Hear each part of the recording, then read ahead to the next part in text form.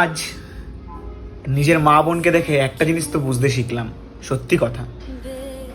যখন একটা মেয়ে ছোট থাকে, তার বাপের বাড়িতে থাকে বিয়ের আগে, তখন তার বাবা বলে এইটা আমার বাড়ি, এই বাড়িতে যা খুশি চলবে না।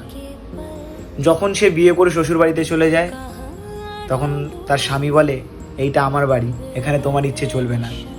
একটা কথা বলো তো, মেয়েদের কি ইচ্ছে থাকে না? মেয়েদের কি শখ থাকে না? মেয়েদেরও তো ইচ্ছে থাকে কোনো কিছু করার।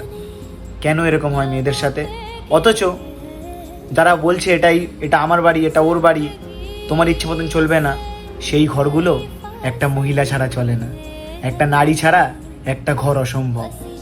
তাই আমি একটাই রিকোয়েস্ট করব, নারীদেরকেও তাদের মতন করে বাঁচতে দাও, তাদেরকে তাদের মতন করে চলতে দাও।